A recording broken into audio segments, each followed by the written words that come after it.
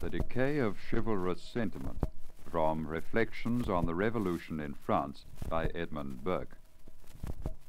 It is now 16 or 17 years since I saw the Queen of France, then the Dauphiness, at Versailles, and surely never lighted on this orb, which she hardly seemed to touch, a more delightful vision.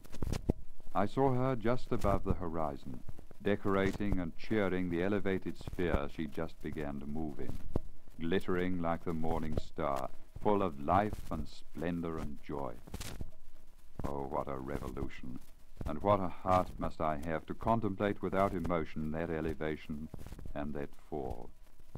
Little did I dream, when she added titles of veneration to those of enthusiastic, distant, respectful love, that she should ever be obliged to carry the sharp antidote against disgrace concealed in that bosom. Little did I dream that I should have lived to see such disasters fall upon her in a nation of gallant men, in a nation of men of honor and of cavaliers. I thought 10,000 swords must have leaped from their scabbards to avenge even a look that threatened her with insult. But the age of chivalry is gone. That of sophisters, economists, and calculators has succeeded, and the glory of Europe is extinguished forever. Never, never more shall we behold that generous loyalty to rank and sex, that proud submission, that dignified obedience, that subordination of the heart, which kept alive even in servitude itself the spirit of an exalted freedom.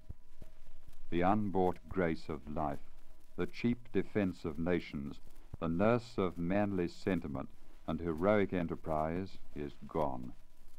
It is gone, that sensibility of principle, that chastity of honor which felt a stain like a wound, which inspired courage while it mitigated ferocity, which ennobled whatever it touched, and under which vice itself lost half its evil by losing all its grossness.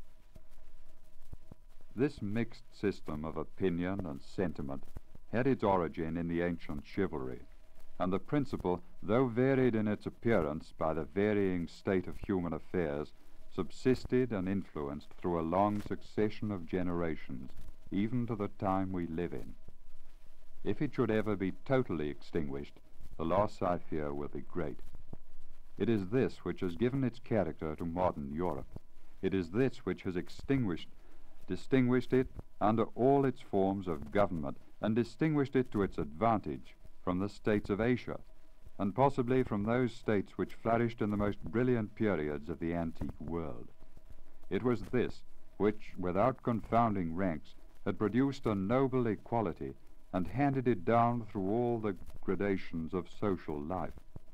It was this opinion which mitigated kings into companions, and raised private men to be fellows with kings.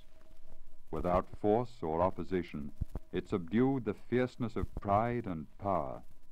It obliged sovereigns to submit to the soft collar of social esteem, compelled stern authority to submit to elegance, and gave a dominating vanquisher of laws to be subdued by manners. But now all is to be changed. All the pleasing illusions which made power gentle and obedience liberal, which harmonized the different shades of life, and which by a bland assimilation incorporated into politics the sentiments which beautify and soften private society, are to be dissolved by this new conquering empire of light and reason. All the decent drapery of life is to be torn rudely off. All the superadded ideas furnished from the wardrobe of a moral imagination, which the heart owns and the understanding ratifies as necessary to cover the defects of our naked, shivering nature, and to raise it to dignity in our own estimation, are to be exploded as a ridiculous, absurd, and antiquated fashion.